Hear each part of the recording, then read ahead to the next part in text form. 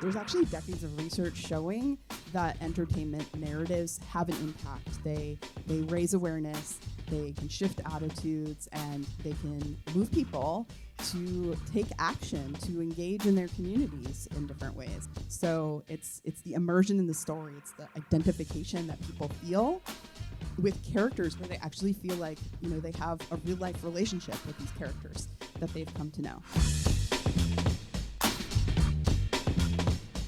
This conversation around climate narrative, particularly within entertainment, is not new, and definitely not new to you all. So I'd like to ground our conversation by throwing out a question to all of you, and feel free to chime in, whoever feels compelled first. What is the current state of climate storytelling in Hollywood? Where did we start? Where are we now? Let's level set. What have we seen work? Hopefully something.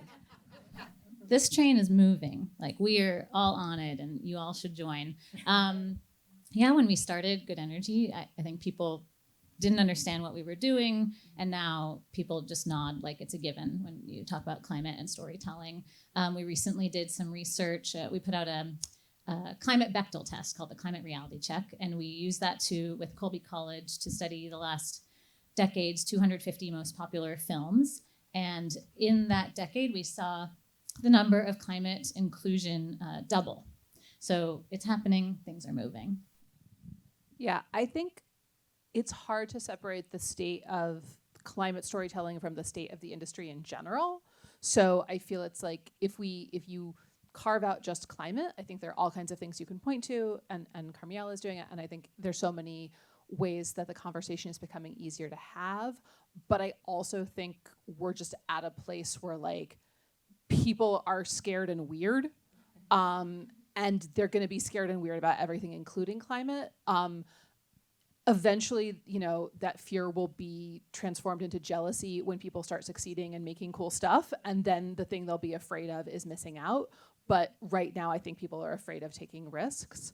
So it's just like today. Like, I hope next week that's not true, right? I hope that this sort of moment of sort of freeze thaws a little bit, because I think every time someone does make something, it reminds us all why we do this, and people want to get back in it. But I think right now, climate storytelling is just part of the larger storytelling landscape.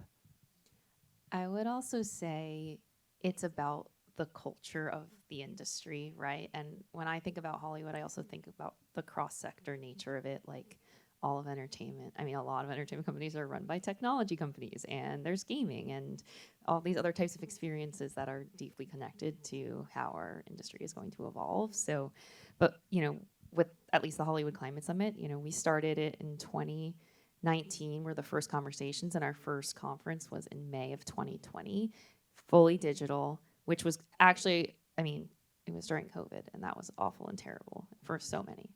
But the fact that it was global because it was digital was a positive. We got to see so many different cultures and perspectives. And I say all that because I think what's kind of cool is that because we've been able to start convening in this way, there's been so much work happening in this space way before us. Like, we've learned from veteran producers and directors and activists who've been paving the way.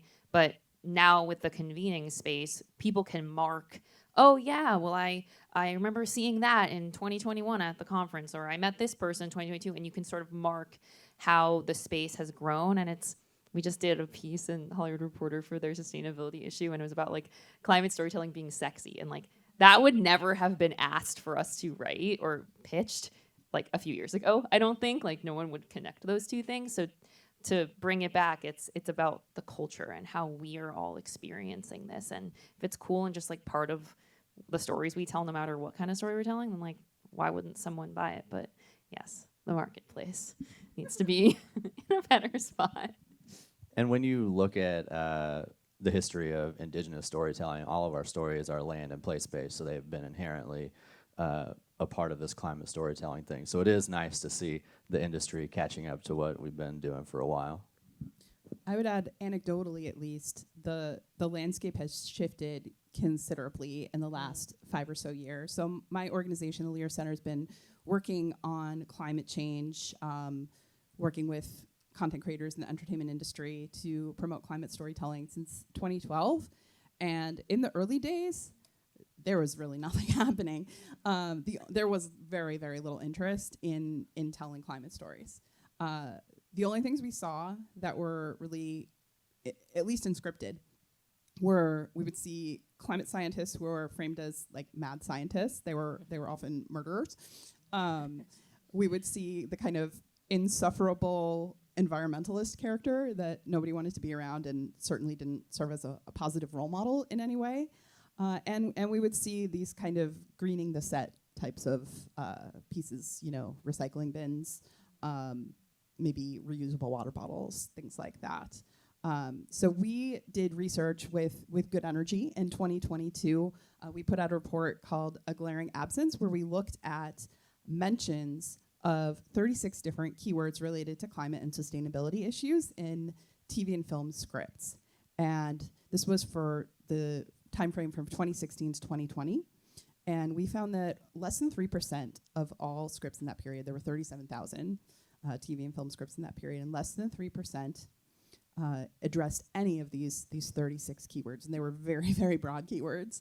When we looked at climate change specifically, it was 0.6%, so 6 in 1,000 scripts. So there's quite a bit of room for improvement, and we're hoping to repeat that analysis soon, looking at the years since 2021 to see if there's been movement. Oh, I look forward to seeing that research, right? I think something that always sits with me is how do you measure really the impact of climate storytelling, particularly in entertainment, right? We're starting to see some wins, which you all have alluded to, but how do we know it's working? I'm curious if you all have examples from your work where you've seen, different shows or content either inspire greater awareness or behavioral change or even action. I'd love if you could share some of that. Yeah, I could start. So we typically measure impact at a few different levels. So this is essentially what we do, is measure the impact of stories in entertainment, whether on climate or any other topic. And there's actually decades of research showing that entertainment narratives have an impact. They raise awareness, they can shift attitudes, and they can move people to take action, to engage in their communities in different ways. So we tend to study how these efforts, these kind of industry-wide efforts like Good Energy, like Impact, are changing the interests of storytellers. Are people engaging? Are people reading the playbook? Are people using the climate reality test? Are people taking advantage of the consultation services that they offer? Attendance at the Hollywood Climate Summit and engagement in those types of services. So that's kind of at the industry level. And we look at the content level. So what are the narratives that are being told? So the research I just talked about, that was kind of establishing a baseline, a starting point. And when we repeat that research, we'll be able to see whether there's been a shift and in what sense. There may be a shift in terms of overall mentions of climate change, but they're not really kind of in-depth stories, for example. So that'll help us identify where there's still kind of room for improvement and where these efforts need to be focused. And then finally, at the audience level, we look at shifts in knowledge, attitudes, and behaviors, and not just whether a story had an impact, but why and for whom. So looking at the psychological processes that make impact more likely to happen, which often work through the characters. So it's the immersion in the story, it's the identification that people feel with characters where they actually feel like they have a real life relationship with these characters that they've come to know. So we haven't done any formal impact research in climate change yet. So we're kind of waiting for a substantial climate storyline to study that, but it's something we're hoping to do in the near future. Just to jump in quickly, the playbook that Erica referred to is the playbook for screenwriting in the age of climate change that Good Energy put out, a huge open source resource for anyone to get inspiration from, with character profiles and the latest science and also global weirdings, like the weirdest ways that climate could show up in your stories. But as far as impact goes, our partners at Rare just did a study of an episode of Madam Secretary where climate was centered, and found that viewers that watched it reported that they were 3 times more likely to vote for a climate candidate. So that's like one recent study that we were really, really excited about, that we consulted on that show as well. Yeah, Rare has really good data in terms of sort of those climate full episodes, small climate mentions, like just watching someone make a plant-based choice at Chipotle. And then also, I think they're aware of how climate storytelling can make an audience aware, but also demotivated, which I think can be a risk. I think climate burnout, climate grief, climate despair is something that we all struggle with and feel. And that may be the art that you are put on this earth to make. And like, I don't want to sit on a stage and tell you what kind of art to make or not. But I think when you think about audience impact, there's a really wide range of the types of art that make you feel like going out and voting and volunteering and doing stuff, and the types of art that you just sit in and you sort of hold your loss or you hold your fear, and it's not necessarily activating, but I do feel like there's a place for all of it, and we're all just called to make different kinds of work. And Go ahead, Blake. I don't have like data. I can't do that. I know, crazy. Off the panel. Okay, I'll leave. Yeah. No, we're inclusive here. Sit Okay, down, fair. stay. But I can say anecdotally, on Rubble and Crew, he is the builder dog from Paw Patrol. Every time that I write an episode where he's building something, I make sure that he's using renewable materials, these sort of things, or recycling, all this sort of stuff. And now, like, seeing my little cousins, like, when school come around and they're ready to get, like, new clothes or something like that, they're like, hey, do we have to go, like, get them from, like, can we get them used? Can we get them somewhere else? Like, so, like, that, like, small change just from, like, an episode of a kid's show. That is so cool. Sorry, I just please. But my partner's daughter like thinks that thrift shopping is gross, so like I'm gonna make her sit down and watch this. Yeah, yes. Oh yeah. Good. Make her watch them because I'll get little royalties. Yeah, I love that. I love that. We heard it here. Watch it all, y'all. Watch it all. I do think there is a lot of power, though, in some of those anecdotal stories where we are directly able to see the impact of our efforts. I recently got back from Atlanta where I hosted a screening and like immersive experience for primarily Black children to watch The Wild Robot.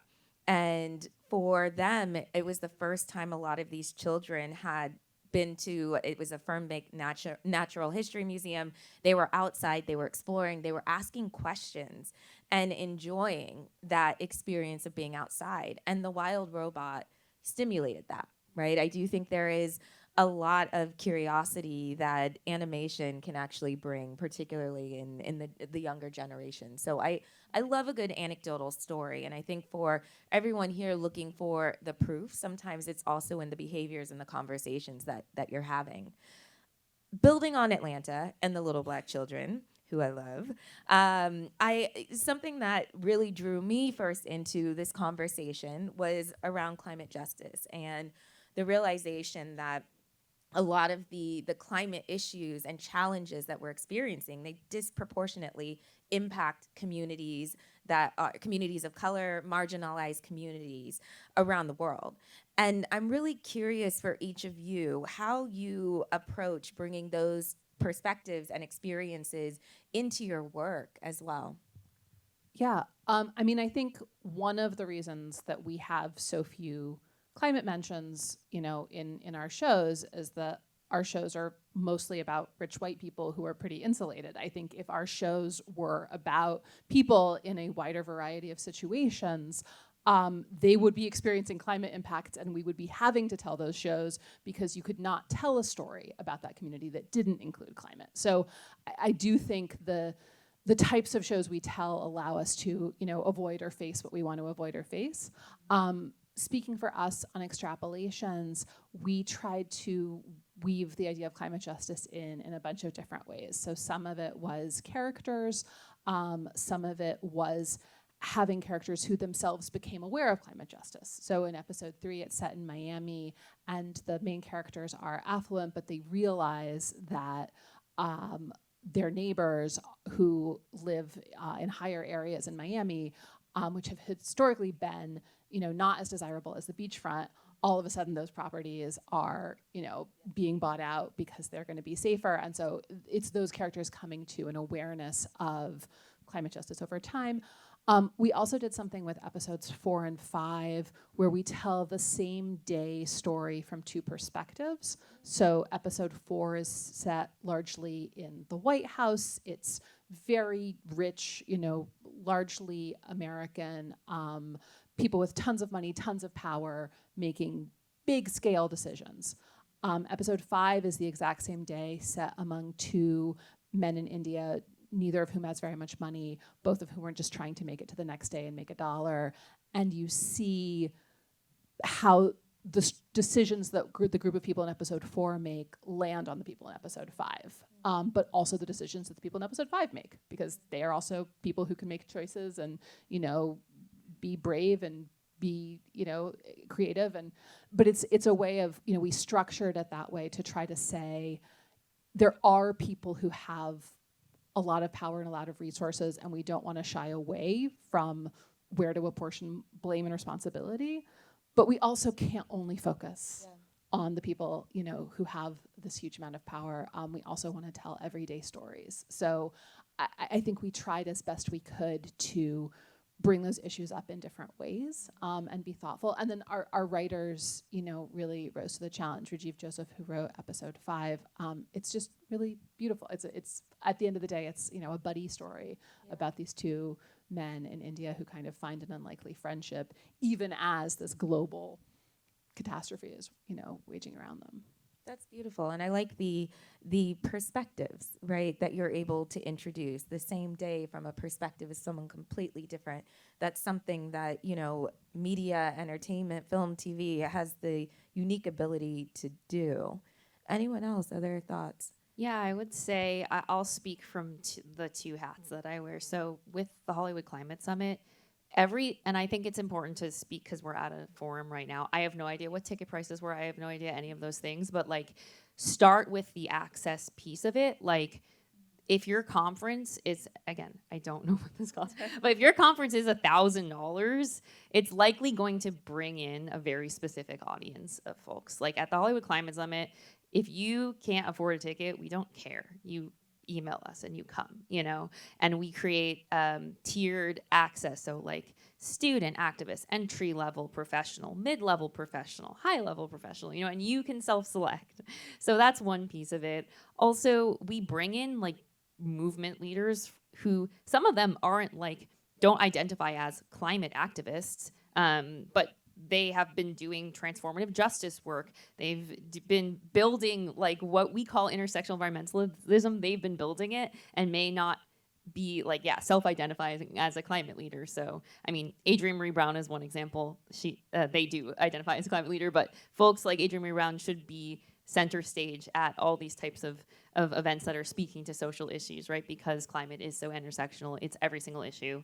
I also didn't even come to climate because I was the person that was a vegetarian my whole life and just was upset about animals and I'm just giving tropes, but that was when I was I'm 30, so coming up that was how people were coming to climate. I literally was doing queer organizing in Hollywood and everyone was oh, but climate, that feels like something that's also important, but I don't understand it at all. And so then that's how the summit was built, because we were oh, okay, but climate's also queer and gender justice, all of these things are so connected. So I say that. And also sort of tangentially with Impact, one of the first impact campaigns we ever did was for a documentary called I Am Greta, which was about Greta Thunberg.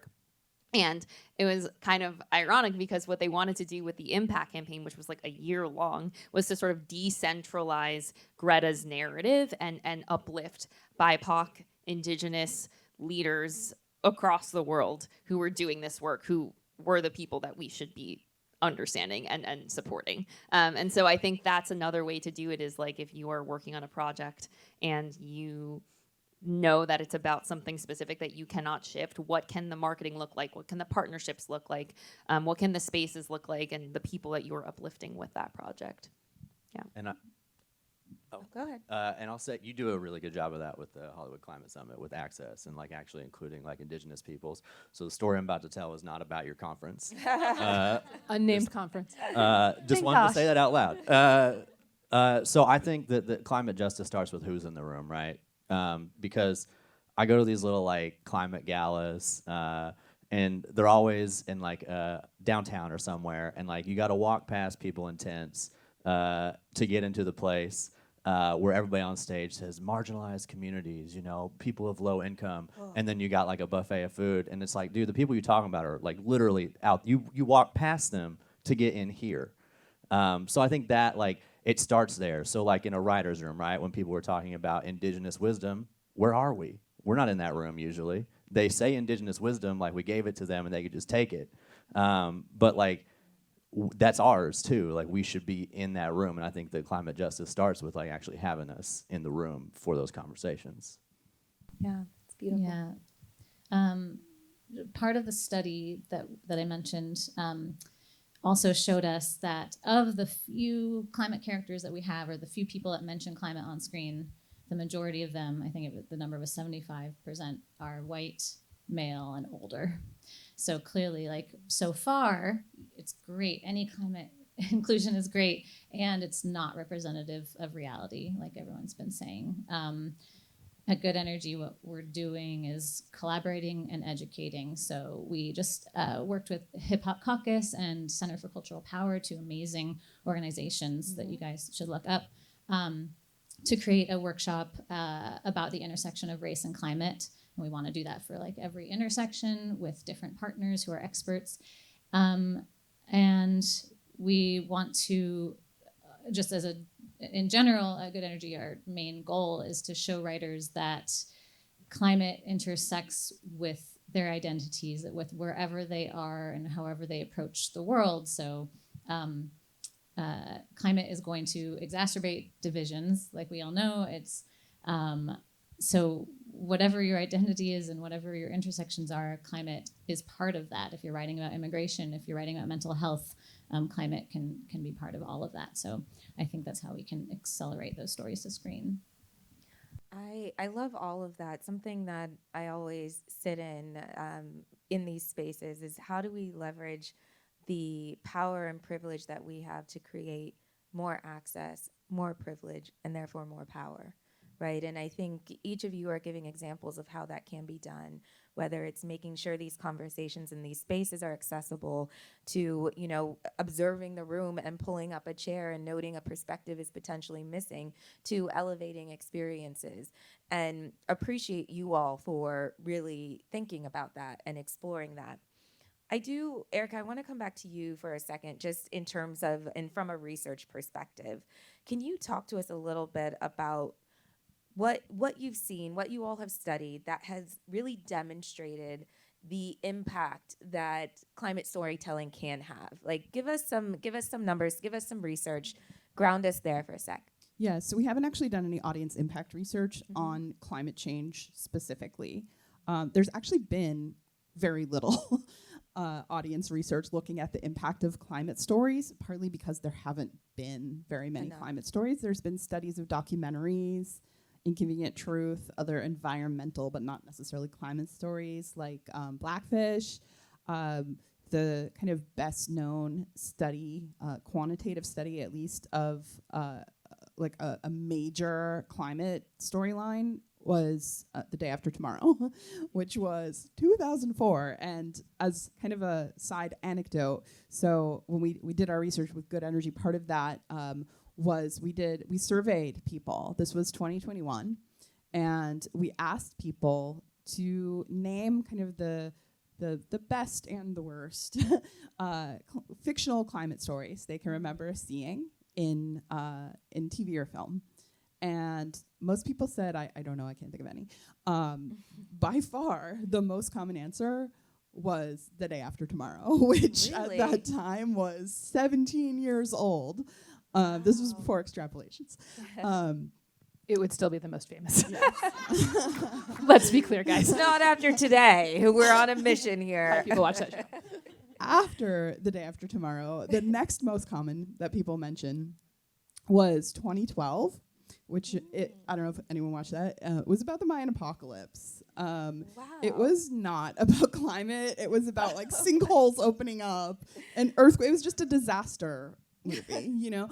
And that's the thing is audiences, there's so little climate content that audiences conflate climate movies or climate content with just general apocalypse content.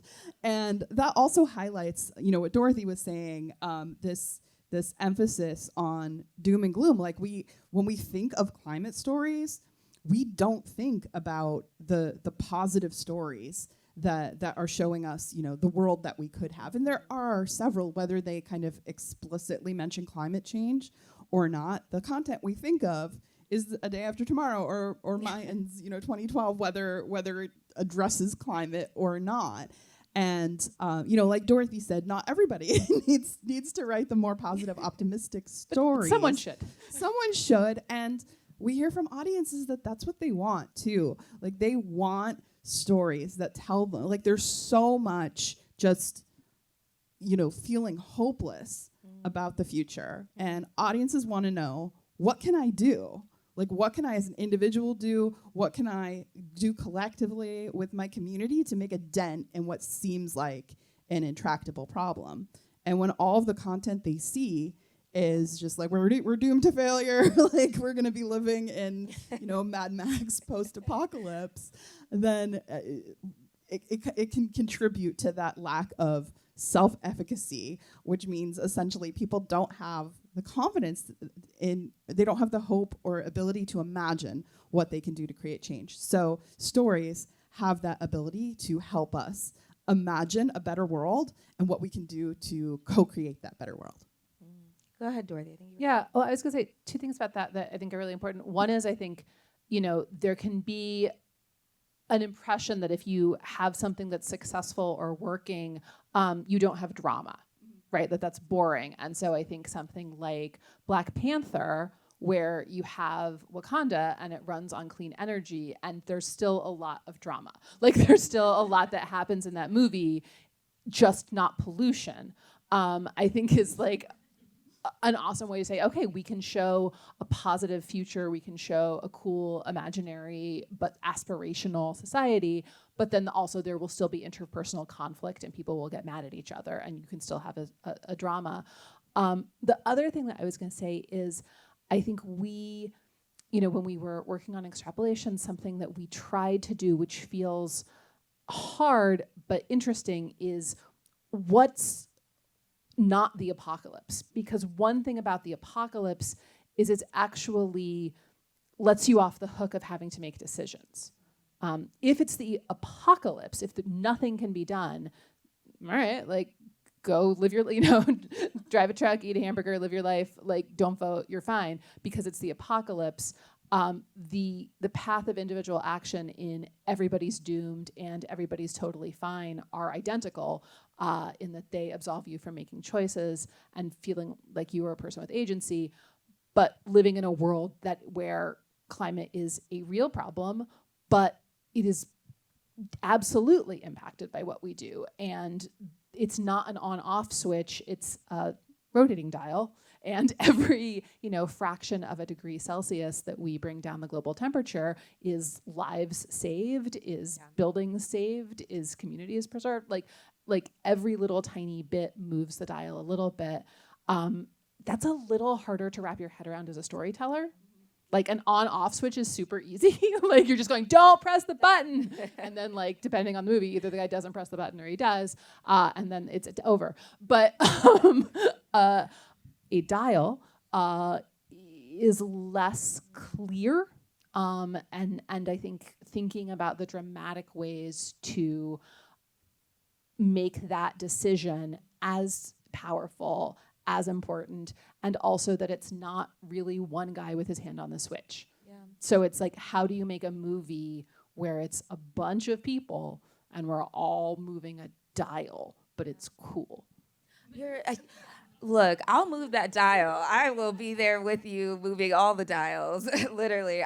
But I love that because you're also pointing at something. This conversation is very much on storytelling, but the beautiful thing, right, about film and TV is the story is brought to life through the imagery, right? So how are, everyone else who's involved in making that project contributing to building out that storyline, whether it is enhancing the size of the dial, right? Which, your set designer might be really focused on because you've relayed that this is a critical element. So, the story for me is a foundation, but when you think about the diversity of skills and abilities on a film crew, there's a lot of avenues for everyone to contribute to enhancing that story and making it more valid. I'm not gonna lie, I don't sleep much because I usually dream about like Mad Max apocalyptic environments, and it has helped me create a survival plan. So I give some credit there. I also dream about Wakanda, but those are usually fantasies, and I love those ones. But there is something just so beautiful that storytelling can do. And I want to come to you, Carmiel, just for a second, because a lot of the work that you're doing, right, with good energy is helping introduce natural ways to bring these narratives to light. How do you do that? And I can imagine, and now I'm flashing back to a training session we had with you all at the academy where certain members are like, "This is crazy. You're trying to control my art. How dare you tell me what this looks like?" Literal responses. And then others were very excited and like intrigued by this like opportunity or challenge. So can you talk to us about how you approach that? Yes, we do not prescribe to writers. We really want them to start where they are and what they want to be writing about. And we do see it as a creative opportunity. This lack of climate stories is a creative opportunity.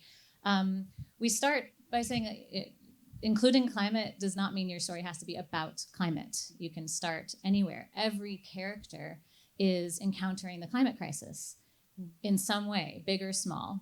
Whatever character you're writing about, they are encountering the climate crisis, whether it's just on the news or their actual home. So it can authentically be woven into any story.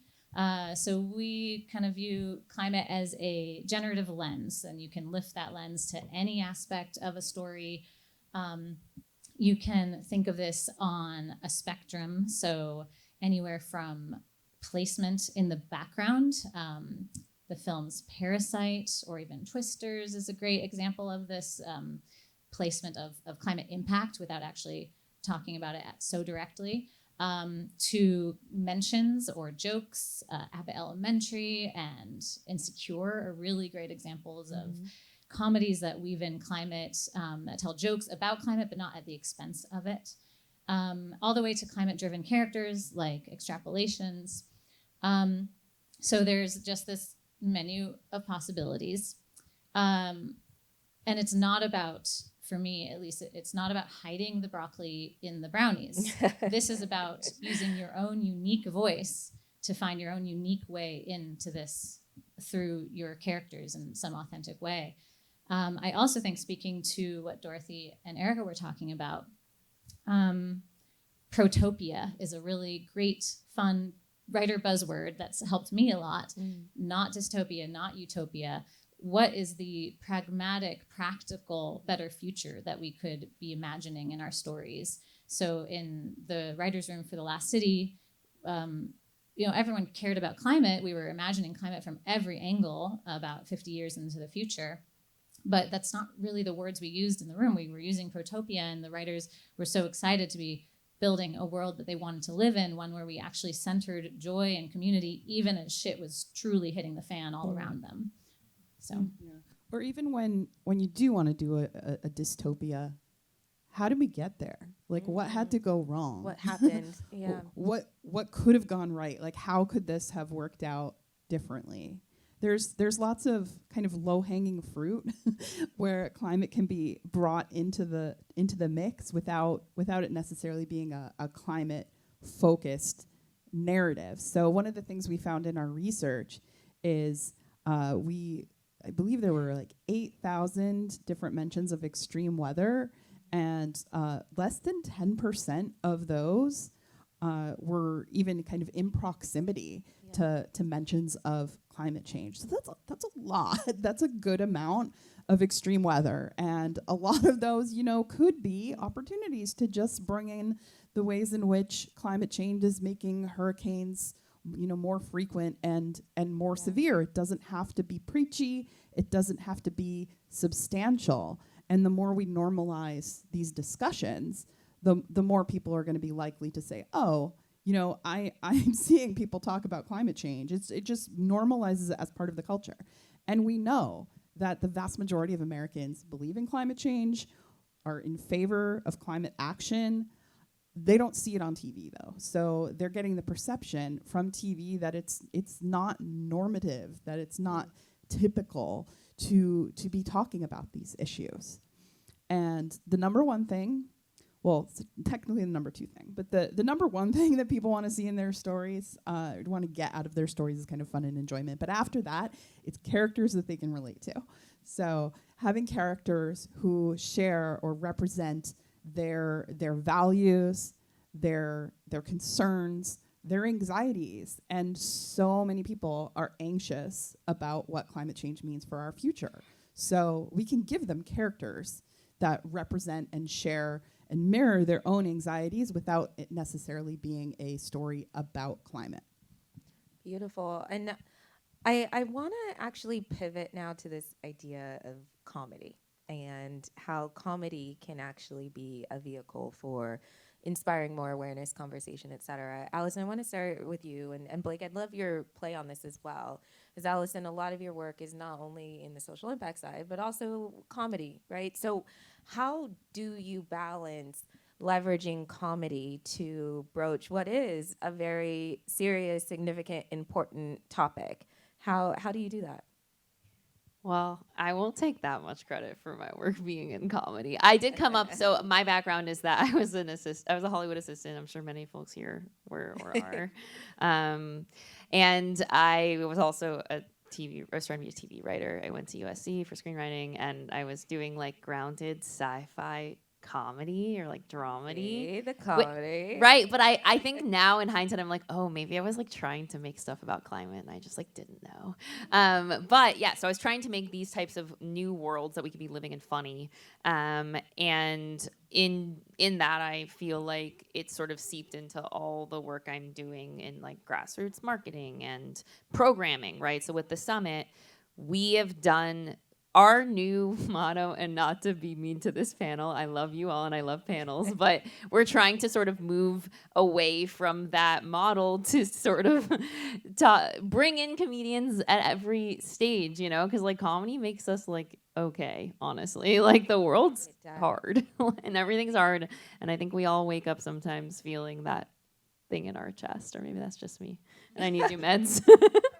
Like, do we have a doctor? Yeah. But all to say is, so we're trying to sort of infuse, bringing science and facts and climate literacy and big words and infusing that with people that can make jokes about it and also make jokes about the fact that they don't understand it and are trying to understand it, right? Like there's no perfect to it. And I'm sure Blake can sort of synthesize that in a better way. But I'll give one quick example.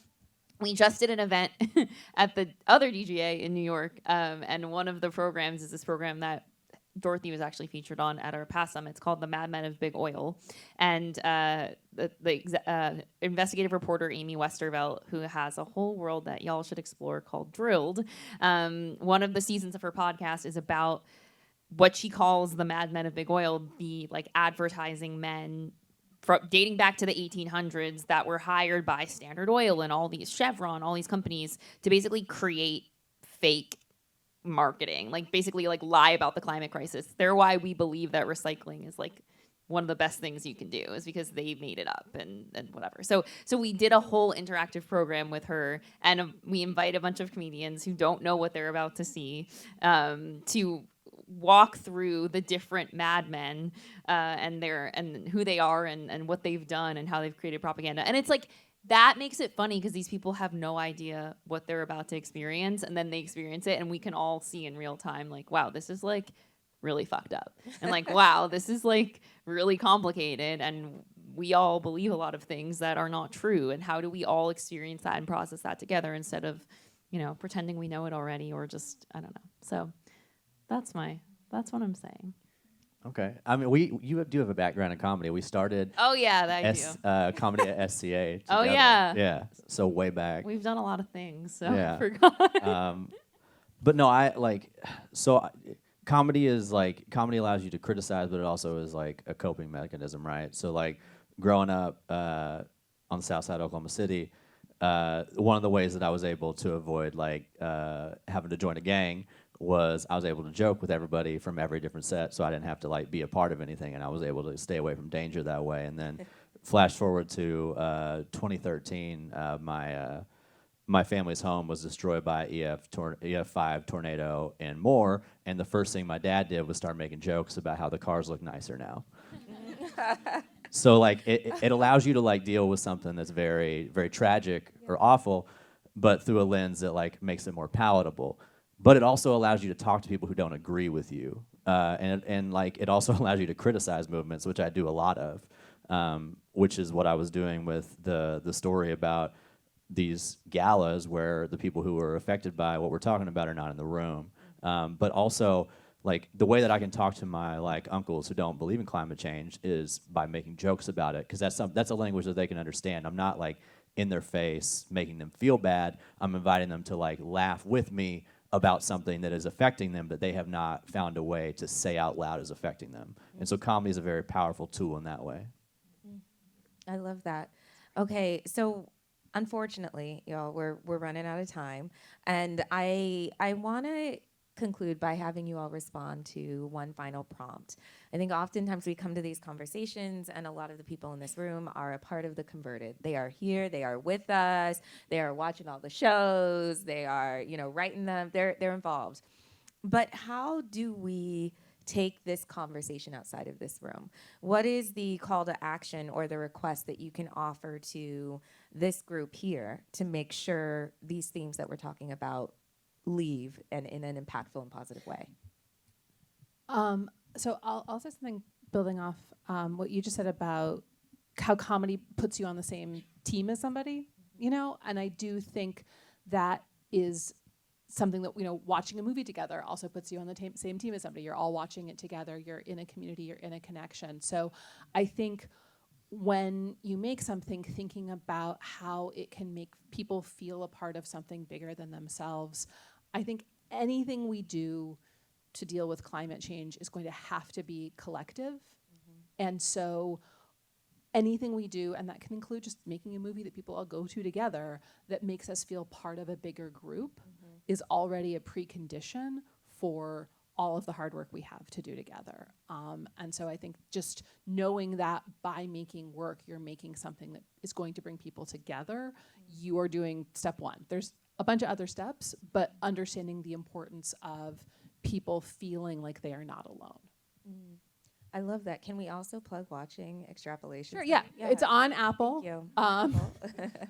It's a TV channel. They make very expensive things and don't market them. I don't know. It's their model. It exists. It exists. If anyone doesn't have it and you want to join my family account just to watch Extrapolations, you can. There we go. Okay. Allison, your thoughts? That was so good. Okay, my calls to action. Well, if you have not gone to any of the Summit's events, you should definitely come. All of you are welcome. You'll build a lot of relationships there, and then hopefully that leads to other things. I would also say read some stuff. A really easy read, and it's amazing, is The Intersectional Environmentalist by Leah Thomas, who has spoken at Summit many times, and she's amazing. And then you can get more deep into it. Maybe Ministry of the Future if you're really ready for something narrative and deep. And then also please vote. Oh my gosh, please register to vote and tell everyone to vote. Like that's like the biggest thing you can do right now. That's it. Amen. Read and vote. I like that. If anyone wants to read together, I do have a book club, so we can talk later. And we're actually reading a book that is a little controversial. I won't talk about it now on this stage because I might get kicked out. But there are climate themes involved. I will say that. Okay. Gonna second vote. Do that. That's very important. And also like lead by example, right? Like you can do very small things. Like at these little galas, what I'll do is I'll go and like fill up a plate and like take it outside, and people will be like, "What are you doing? Like, why are you? What's going on there?" And then you see someone actually doing action, and it's small things like that, because then you start to influence the community that's there in that room in like a real tangible way. So just small, very small actions, and if we all do a lot of those, like that builds to something bigger. That's beautiful. It's beautiful. In terms of voting, yes on Prop 4. This is the climate bond that will save our state. So I guess my call to action would be to go talk to someone at this conference who didn't come to this panel about climate storytelling, but don't use the words climate storytelling if you think that that is not going to land. You don't have to. Use the words protopia or anything you think will land with them. If you're talking to an exec, this is not a divisive issue. The same study I keep talking about showed us that all of the films that included climate did 10% better at the box office. That's not causation. It just shows us that audiences are not turned off. This is not divisive. That's an outdated notion. It's politicized by people who want to hold back action, but it's not political. We're all in this together, going towards this unknown, uncertain climate future, and we need to lift everyone onto this culture change raft that we're on with any kind of language that you think will land with them. That's beautiful, Erica. I mean, there's so much talk about audience fragmentation, but there's still lots of content that really draws people across audiences, across different communities, across ideological values. Unscripted TV is one of those areas that is very, very popular across different, across the ideological spectrum, really. Kind of the big tentpole movies still draw huge audiences. And broadcast TV. A lot of us in the room maybe aren't so much watching the broadcast TV, but popular, especially like the medical shows, those can still draw 8 million viewers per episode, and kind of the intersections between climate and health is very underrepresented at this point, and it's a great opportunity to kind of integrate those themes, not in a heavy-handed way. It doesn't have to be in a heavy-handed way, but showing the realities of what people are living through. I'd also say read Octavia Butler if you haven't already. She was, talking about and writing about, futuristic climate justice decades before most of us were born, but certainly before the rest of us were having these conversations. So read Octavia Butler. Tell all your friends to read Octavia Butler. Before it was actually called climate, right? Like truly. I just want to say thank you all so much. Incredible words of wisdom. You all heard it here. Watch something, talk about it, read something, talk about it, demonstrate in action, bring this conversation outside of this room. You don't have to use climate to start it. And I just appreciate you all taking the time for us, for this space, for this conversation. And it really is just the beginning. So I hope you all will chat with this incredible group later, get to know them, follow them on social media, and stay connected and engaged. So thank you. Thank you. Thank you. Thank you.